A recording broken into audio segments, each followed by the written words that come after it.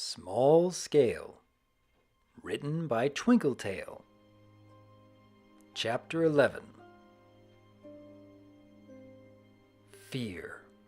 Of all the possible emotions Celia could have felt right now, fear was by far the most prominent. Something terribly wrong had happened to Small Scale. The shaman's potion had to have done it. And now, to make things worse, the angry ponies that she'd taken him from were here to confront her. There was no reason for her to be this scared of 6 creatures that she could easily take on. But something about their poise, combined with her other worries, somehow served to make her forget that she was being intimidated by creatures that could fit in one of her claws. "Just let me at her," Rainbow Dash shouted. "I'll teach her to kidnap our friend." She tried to take off, but Applejack was quick as usual to bite down on her tail. "Just hold your horses, Rainbow Dash," Applejack said through clenched teeth. "You remember what happened last time you charged a full-grown dragon head-on? None of us are happy about this, but for Pony's sake, let Twilight handle it." "Thank you, Applejack," Twilight said. Then she turned her attention back to Celia. "Spike has asked us not to harm you, so if you return him to us peacefully, no pony will get hurt." The strain that being calm placed on her was palpable as she stared a hole through the dragoness. "Woo!" Pinkie exclaimed from the back lines. "That was super intimidating, Twilight. Good job." "Not now, Pinkie," Fluttershy said softly. It was taking all of her strength to stay calm too, although her restraint was holding back more fear than violence. "Well, Twilight, your diplomatic methods had better work soon," Rarity said. "Because if she does not release my Spiky Wikey, then so help me—" "Rarity, please," Twilight said, frowning. "We were asked not to hurt her, and that's the way I'd prefer to handle this." "Asked by who?" Celia said, her voice shaky. "How did you find this place?" "Spike sent Princess Celestia a letter," Twilight responded, although she didn't look at all happy to be speaking to Celia without her request fulfilled. "Now, I hope this is the last time I have to repeat myself. Return Spike to us, now!" Twilight's authoritative tone surprised even herself. She wasn't used to hostile negotiations with another race, but so far things were going rather well, other than the fact that they hadn't gotten Spike back yet. Celia took a step back from the ponies, keeping Spike close to her chest. In any other situation, a threat from a creature so small would have been laughed off, but Celia was in no laughing mood right now. Celia started, biting her lip. "I can't. I have to get him fixed." "What do you mean, get him fixed?" Rainbow shouted. "She's gonna do something terrible to Spike!" Within moments, the ponies, save for Twilight, were shouting over one another, some with threats towards Celia, others trying to calm the situation down but failing miserably, and Pinkie simply shouting whatever came to mind. It only took about 5 seconds of this before Twilight's patience was drained. "Enough!" Twilight shouted, using her magic to amplify her voice again. The other 5 fell silent, looking sheepish. Celia opened her mouth to speak when she felt Small Scale shift and grumble in her grasp. "Mommy, why is everyone yelling?" Small Scale asked. Twilight froze as she heard Spike's voice. Her frown deepened as she shot Celia a glare so intense that she could nearly feel it. "Why did he just call you that?" Twilight said. Her tone was eerily calm, a chilling monotone that sent a shiver down Celia's spine. I can explain," Celia said softly. But before she could continue, Small Scale managed to shift enough to get a look at the others in the room. "Oh no!" Small Scale exclaimed. "Mommy, the bad ponies are here! Beat them up!" Twilight took a deep breath, doing her best to center herself. Then she picked up into the air, flying closer to Celia. The pure negativity emanating from her was overwhelming. "What did you do to him?" Twilight demanded. Her voice was cold and even, and Celia noted her startling ability to intimidate even without raising her voice. If she didn't know better, she would have identified it as a motherly tone, or more specifically the tone of a mother who would throw herself headlong into danger for her child. "I didn't do this to him," Celia insisted. "I'm trying to fix it." Then her head dropped as reality came crushing down. "It's my fault it was done, but I didn't do it." "I don't care about semantics," Twilight told her. Had Celia known anything about Twilight, just how abnormal that last sentence was for her would have been far better appreciated. "What was done to him?" "I was just trying to protect him," Celia cried. "I found him deep in the borders of a town of ponies, and I took him home to save him from his captors. I just wanted to give him a good life and care for him with all my heart." "Captors?" Twilight asked, her volume beginning to rise. "Spike is my family, a friend to all of us. We didn't capture him. If anyone is his captor here, it's you." "That's what you want him to think," Celia shouted, blinking to try and hold the tears back. "You kept him brainwashed all these years and fed him your lies. I just wanted to fix that, but then—" "Brainwashed?" Twilight shouted right back. "I would never do that to my Spike. How dare you accuse us of such a terrible thing? The only one who's done any brainwashing is you." The words struck Celia directly in the heart. She had never asked the shaman to perform any manner of brainwashing on small scale. But now that this pony had brought it up, it sounded quite a bit like he had done just that. Perhaps he had overcompensated for the removal of his pre-existing hexes by making one of his own to acclimate him to his new life that much quicker? "Don't yell at Mommy!" Celia was left with no time to consider this further as Small Scale burst from her grip. She must have unintentionally loosened it in her distraction, and she stared in terror as he launched himself from her claws and towards the pony in front of her. Celia let out a shriek as Twilight, caught off guard, was tackled in midair by the angry baby dragon. "Spike!" Twilight cried out, as the other ponies gasped and looked on. Both young claws reached around Twilight, pinning her wings to her sides. No longer able to keep herself afloat, the startled Twilight yelped as she and the baby dragon began to plummet towards the ground below.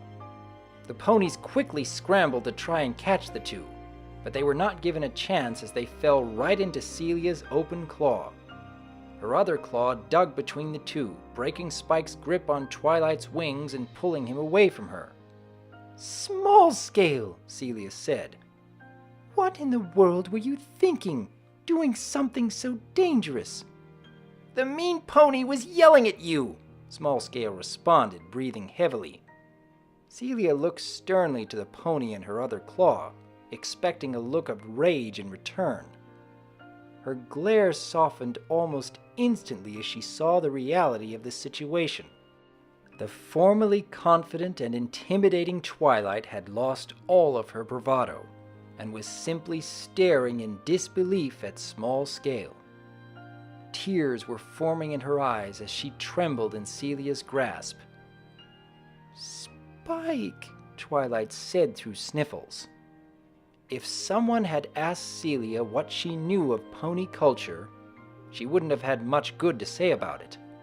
But she also wouldn't have had much to say about it in general.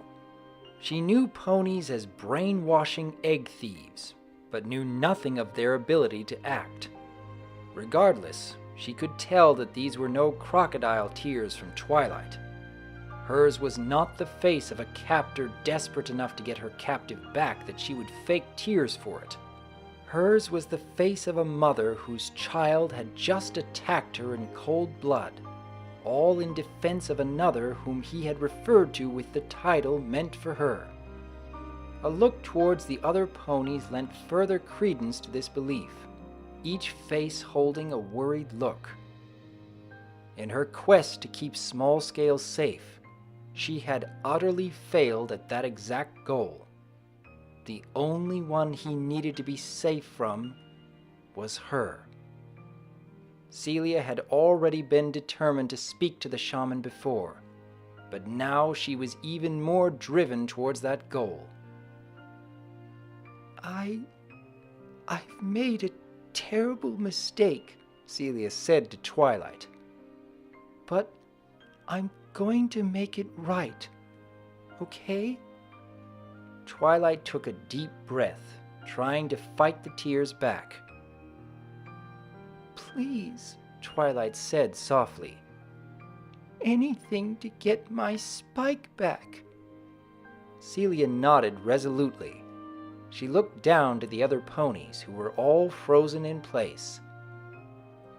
I know you have no reason to trust me, Celia told them, head hung low both out of shame and out of necessity given how far down they were. But I know where to find the dragon who will fix this mess. At least this part of it, so we can figure things out. She set Twilight down next to her friends, then turned towards the cave exit. She found herself disappointed, but unsurprised to see that the ponies weren't following her. "Why should we believe you, huh?" Rainbow shouted up to her. "I could say the same about you," Celia shot back. "If I can put that aside to trust you, then I'm sure you can do the same for me." "What reason do you even have for not trusting us?" Rarity said, narrowing her eyes. "You're the one who kidnapped a child." "It was a misunderstanding," Celia cried. "And ponies did the same to me, so don't go acting all high and mighty." "Wait," Twilight said. "Did you say ponies kidnapped your child? What ponies did this?" "The ponies from the town at the bottom of the mountain range," Celia said, fighting to keep her composure. "My one and only egg, and they stole it from me." "What town at the bottom of the mountain range?" Twilight asked. "We circled these mountains twice over trying to find Spike. The closest thing we saw was an abandoned old town, but from the looks of it, no pony has lived there for decades." Celia did not provide a response. Or rather, she did not provide an intelligible response. All that she could manage was a stifled, choking noise. It felt as if her entire world was coming down upon her. It couldn't be true. It just couldn't. I'm sorry to interrupt, Miss Big Terrifying Dragon," Fluttershy spoke up. "But aren't we supposed to be going somewhere to fix Spike?" "Right," Celia said. She would worry about that once Small-Scale was better. She gave a look down to the whelp, doing her best to put a smile on her face. "Everything will be okay, honey. I promise." Then she took off towards the exit, the 6 ponies hot on her trail. Celia stepped out of the cave exit, mentally cursing at the fact that the shaman's cave was so far away. With how small the ponies were, traveling all that distance by foot would take far too long. 3 of them could fly, but the others had no wings to speak of. Her mind came up with a solution, one which she never would have expected to come up with in the past. "Those of you without wings climb onto my back," Celia said, lowering herself down. "It's the quickest way to get to the shaman's cave." There will be no need for that, came a booming voice. Celia's ears perked. That deep, masculine voice certainly didn't belong to any of the female ponies following her. She turned her attention forward once more to see what was probably the most shocking sight she'd seen in ages. The first thing she noticed was the shaman, standing there and looking oddly ashamed. That voice certainly didn't belong to him, nor could it have belonged to the small, feminine-looking pony standing in front of him. This meant that the voice had to belong to the tremendous platinum dragon standing behind them, easily restraining both of the shaman's claws with one of his own. King Bahamut! Celia exclaimed. Never in her life had she personally bore witness to the Dragon King himself. She knew she was supposed to bow, but every single muscle in her body seemed to betray her at that very moment. That didn't stop her from trying, though, as she shakily attempted to fall to her knees. There is no need for bowing, my subject, Bahamut said. Please rise. We have matters to discuss. Celia quickly did as told, pulling herself back to a full standing position, still clutching Small Scale close to her. The small pony with the flowing mane trotted up next to the king, giving him a gentle nudge. You've changed so much in the past few decades, Bahamut, Celestia said with a smile. Remember when you made an entire city bow 9 times before you finally gave them a break? Indeed, Bahamut responded, a smile crossing his face. Your ponies believe the reverberations to be the earthquakes that signaled the end of the world. Well, perhaps if you didn't eat so many gems, the shaking wouldn't have been quite as severe, Celestia responded. I could say the same for you and cake, Bahamut responded. Then the two shared a good, hearty laugh. Celia's mind was utterly blown as she watched the king of her people, and what she surmised to be the princess of the ponies, behaving so amiably towards each other. Enough jocularity, Bahamut finally said, still keeping his tight grip on the shaman.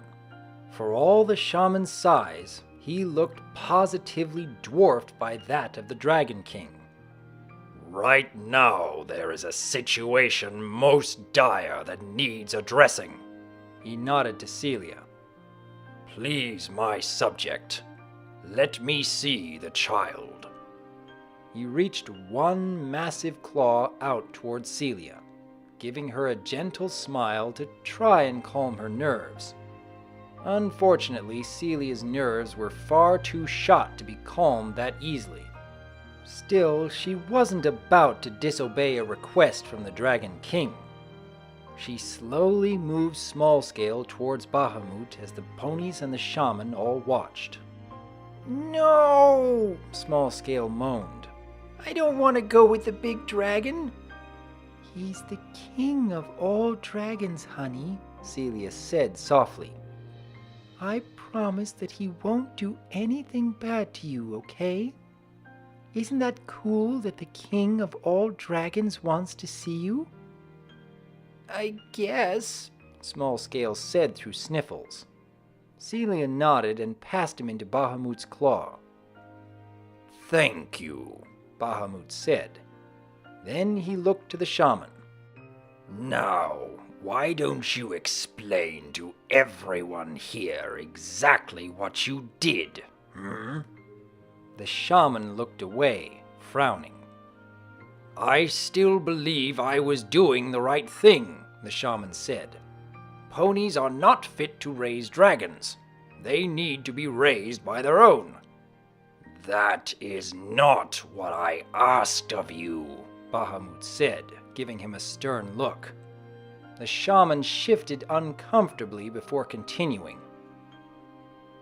I lied about the brainwashing, the shaman finally admitted. I found no traces of brainwashing on small scale, but you wanted your child so badly that I couldn't disappoint you. So I concocted a potion that would make him your child. It took away his memories of his upbringing with the ponies and imprinted you as his mother. You wanted a child and you wanted to free him from the ponies, so everyone wins. Admit it, you would have been crushed to hear that you couldn't keep him, correct? Celia couldn't believe it. The shaman, the head of the town who was supposed to be the most trustworthy in the land, had lied to her, and all under the guise of acting like it was for her own good. "No!" Celia insisted. "Absolutely not! Yes, I wanted to keep him, but I made a promise to him that if he was not brainwashed and the love between he and the ponies was true, then he could go home and be with them. I didn't ask you to do that." Think about it logically, Celia, the shaman hissed. The ponies have hurt others in the past. Surely you couldn't give him back knowing that they might hurt him. "If I keep him, then I'm stealing him from a family that wants to share their love with him," Celia said through clenched teeth. "I'd be no better than the ponies who stole my egg." Then she stopped. Her eyes widened as she thought about what Twilight had said earlier, and a curl of smoke blew from her nose. Or was that a lie too? This pony here tells me that there is no town of ponies at the bottom of this mountain range. The shaman fell silent, his face turning pale. Each moment of silence only increased the anger that was beginning to burn inside of Celia. "Your shaman was apparently working to deceive your entire town into fear under his rule," Celestia said to Celia. "There were no thieving ponies." "But my egg," Celia said, putting a claw to her heart. "What happened to my egg?" The shaman looked away, a sense of fear in his eyes. It was sold away, the shaman said, as were the other stolen eggs in town. I needed a way to keep control of the village and keep the anti-pony sentiment alive, since it seemed that the rest of the town was going soft. But I tried to make it up to you by giving you this child, didn't I?" Celia unleashed a mighty roar as she shot a jet of flame into the sky. It took the combined magical efforts of both Bahamut and Celestia to hold her back from the shaman. And even then it took quite a bit of strain from both. The shaman, for his part, merely cowered, terrified of the rage he had caused. The ponies ran for cover from the thrashing dragoness, terrified that an errant claw or tail would smash into them and send them sailing out of town. It took a solid minute of raging and being held back for Celia to finally wear herself out. When she did, all she had left in her was a torrent of mournful tears. The ponies attempted to move in to comfort her, but the issue of size prevented them from doing very much. "All to try and propagate hatred between our races," Bahamut said, shaking his head.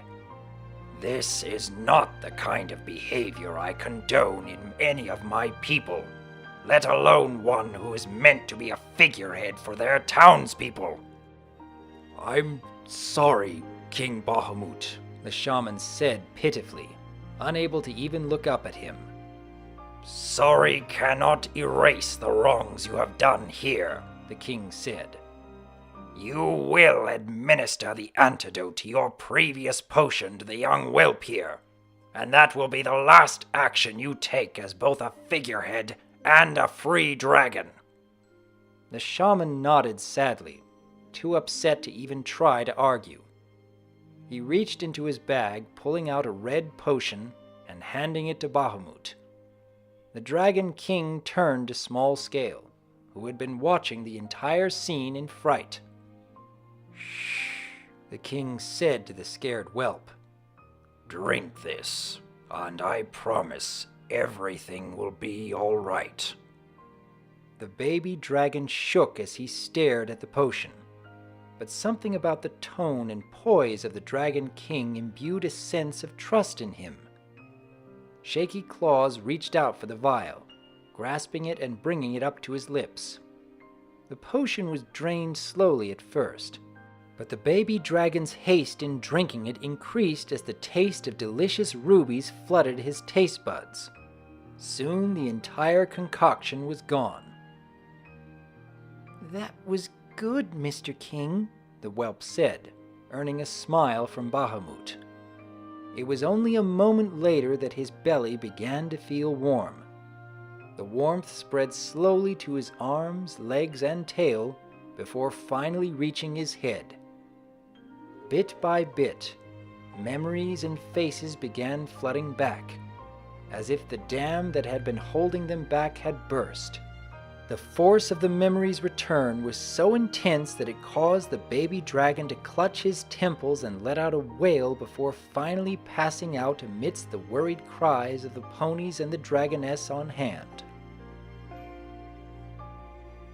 Spike felt warm. Wonderfully, wonderfully warm. He wasn't quite sure when he'd been moved onto a cushion and given a blanket, but regardless, that was the situation he found himself in when he cracked one eye open. The first thing he noticed as he blinked the sunlight out of his eyes were the faces of both Twilight and Celia hanging above him, one obviously higher than the other. The two seemed to be engaged in a conversation that he'd missed the majority of due to his unfortunate unconsciousness. At least he could listen in on the rest of it. "I can't tell you how terribly, terribly sorry I am for all of this, Princess Twilight," Celia said mournfully. "I know now that it was a horrible thing to do, but I honestly thought—" "I know, Celia," Twilight said softly, "and I understand. You had the best of intentions. That might not change the fact that what you did was wrong, but it does count for something." "Thank you, Princess Twilight," Celia said with a sniffle. I saw this baby dragon, and I was sure he was in danger, and I just wanted to care for him and give him a good life. If I had any idea that I was wrong about my impressions of you ponies, then I never would have—" "Shh," Twilight responded.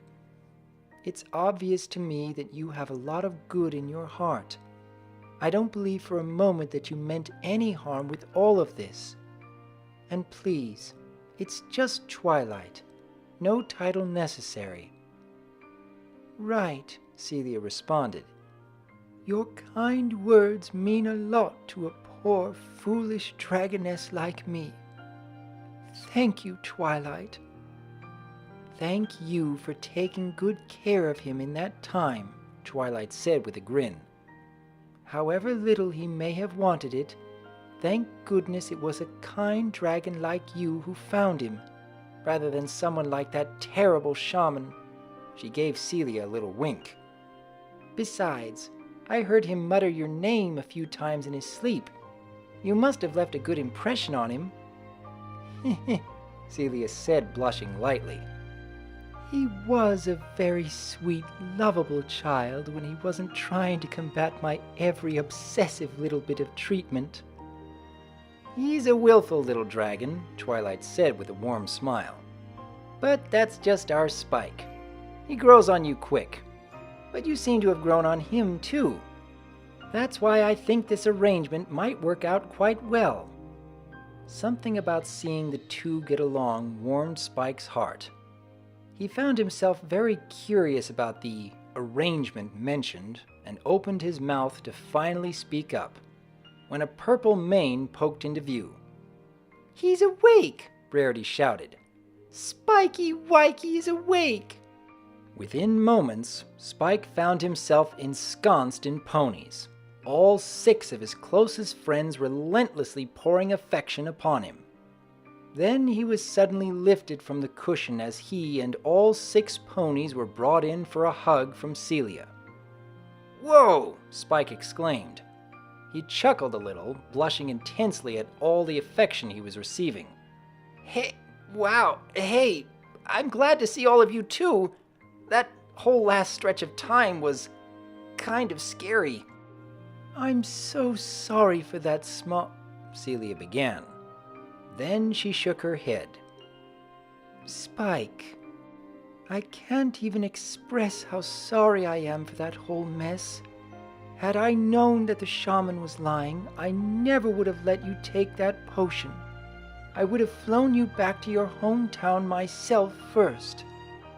"Don't worry, I know," Spike said, giving her a smile from the middle of the pony pile. "You're way too nice to do something like that on purpose.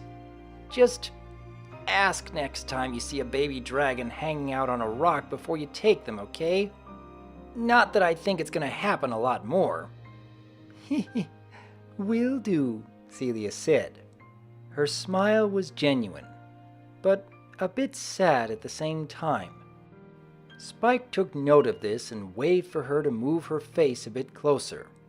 Once she was close enough, he gave her cheek a nuzzle.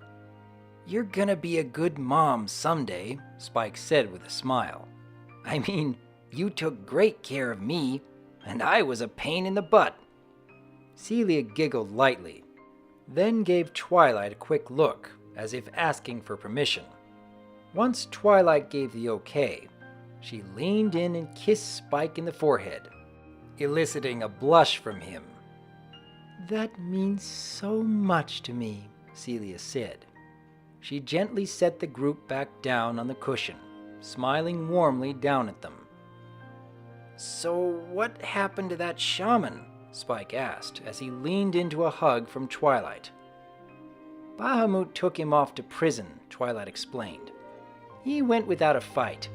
Princess Celestia went with them too. Something about unfinished business? They were very vague about it." "Good," Spike said. "Hopefully he's put away for a long time." "It's not nice to wish bad things upon others, Spike," Twilight said sternly. Then her face softened. "But all things considered, I hope you're right." She giggled and gave his cheek a little nuzzle. "I'm so glad to have you back, Spike." "And I'm glad to be back," Spike responded. Then he looked between her and Celia. "So, what was this arrangement you two were talking about?"